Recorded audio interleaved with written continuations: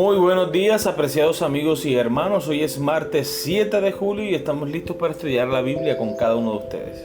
Qué bueno que podamos cada mañana levantarnos y saber que podemos buscar a Dios y Él siempre va a estar allí. Así que bueno, aprovechemos para que nos encontremos con Él. Con ustedes Stephanie Franco Y Eric Colón. Bienvenidos.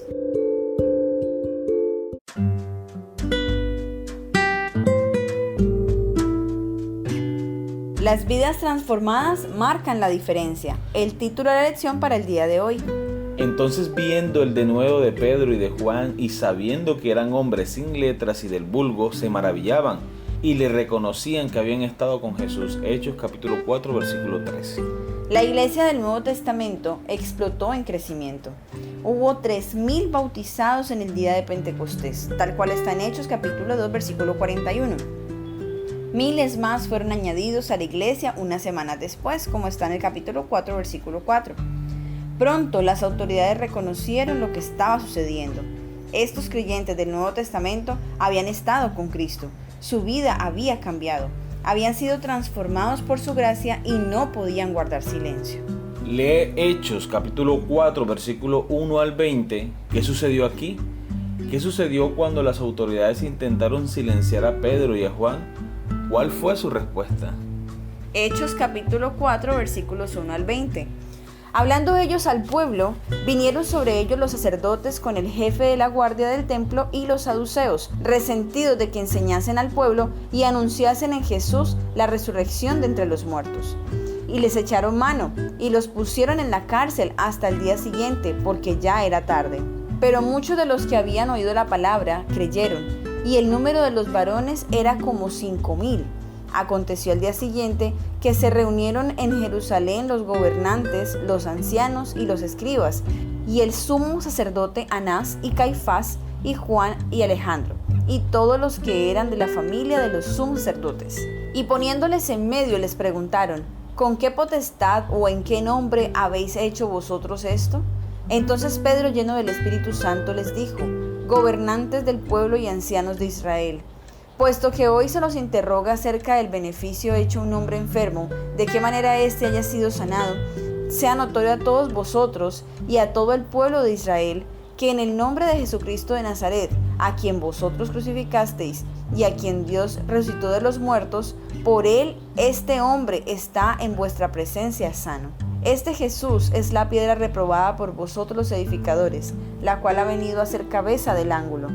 Y en ningún otro hay salvación, porque no hay otro nombre bajo el cielo dado a los hombres en que podamos ser salvos. Entonces, viendo el denuedo de Pedro y de Juan, y sabiendo que eran hombres sin letras y del vulgo, se maravillaban y les reconocían que habían estado con Jesús. Y viendo al hombre que había sido sanado, que estaba en pie con ellos, no podían decir nada en contra. Entonces les ordenaron que saliesen del concilio y conferenciaban entre sí, diciendo: ¿qué haremos con estos hombres?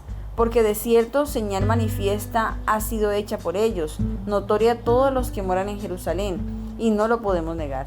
Sin embargo, para que no se divulgue más entre el pueblo, amenacémosle para que no hablen de aquí en adelante a hombre alguno en este nombre. Y llamándolos, les intimaron que en ninguna manera hablasen ni enseñasen en el nombre de Jesús. Mas Pedro y Juan respondieron diciéndoles: juzgad si es justo delante de Dios obedecer a vosotros antes que a Dios, porque no podemos dejar de decir lo que hemos visto y oído. Muy bien, recordemos la pregunta. ¿Qué sucedió cuando las autoridades intentaron silenciar a Pedro y a Juan? ¿Cuál fue su respuesta? Bueno, lo que sucedía aquí nuevamente, ¿cierto? Otra vez el celo contra los seguidores de Cristo. Y querían acallar su voz.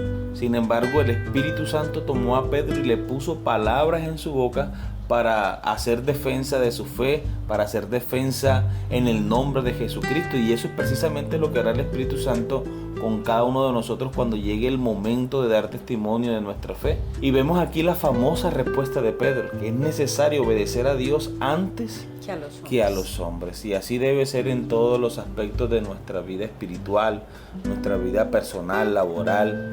Debemos estar dispuestos siempre a reconocer a Jesús en todos los aspectos de nuestra vida y darle la preeminencia. Amén.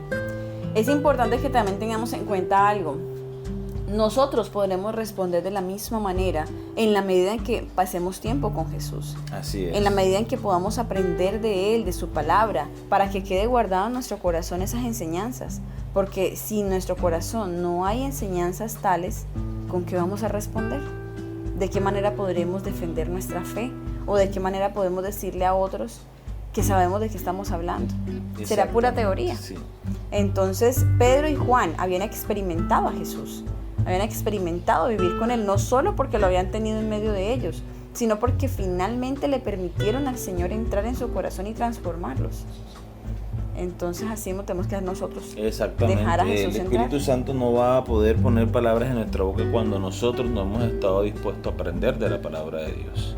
Así que debemos disponernos a aprender de la palabra de Dios, y cuando llegue el momento propicio, el Espíritu Santo, así como en el caso de Pedro, pondrá palabras en nuestra boca. Amén.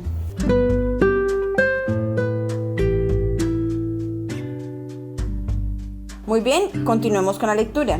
Estos creyentes eran nuevos en Cristo y tenían que contar su historia. Pedro, un pescador gritón, fue transformado por la gracia de Dios. Santiago y Juan, los hijos del trueno, que tenían dificultades para controlar su temperamento, fueron transformados por la gracia de Dios. Tomás, el escéptico, fue transformado por la gracia de Dios. Los discípulos y los miembros de la iglesia primitiva tenían sus propias historias que contar y no podían guardar silencio. Observa esta poderosa declaración de Elena de White en el libro El Camino a Cristo. Tan pronto como uno va a Cristo, nace en el corazón un vivo deseo de hacer conocer a otros cuán precioso amigo ha encontrado en Jesús.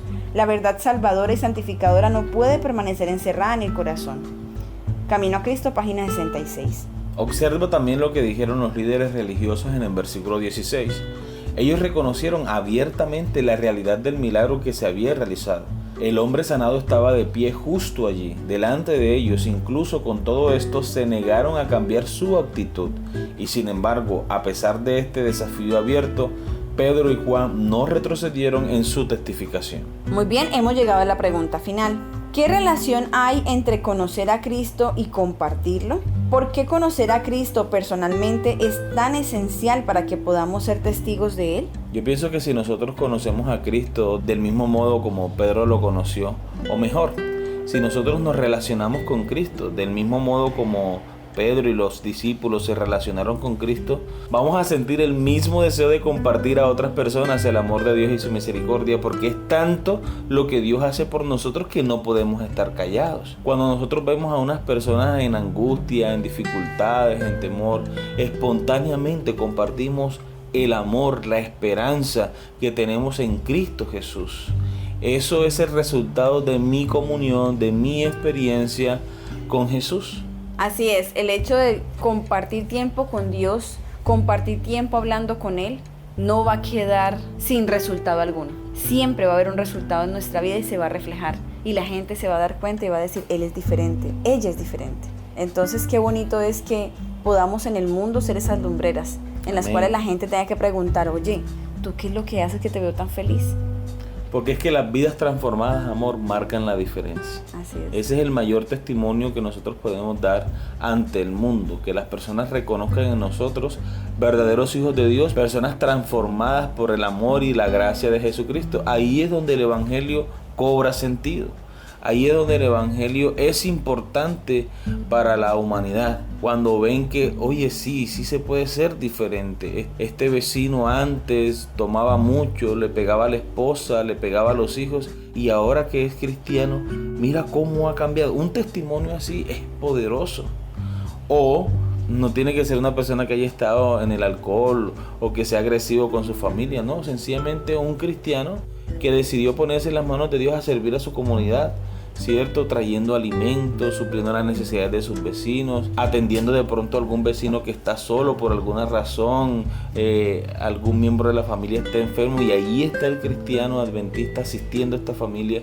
Entonces eso también impacta la vida de las personas, pero nosotros no lo hacemos para ganar de pronto el favor o la gracia de ellos, no, lo hacemos por amor a Cristo. porque eso es lo que Dios nos ha mandado a hacer, porque nos nace del corazón manifestar el amor y compartir el amor de Cristo con otras personas. Las personas se dan cuenta de eso y también quieren ser parte del pueblo de Dios. Y recuerden que, como decíamos el día de ayer, lo más fuerte de un testimonio es la misma experiencia. La teoría está bien, es buena, pero lo que la gente más va a creer es una vida transformada, porque van a decir, de verdad que hay un Dios que tuvo que haber transformado a esa persona. Muy bien, hemos llegado al final de nuestra lección para el día de hoy. Espero que haya sido de crecimiento espiritual para cada uno de ustedes. Esperamos que el día de mañana también puedan conectarse con nosotros para una nueva lección.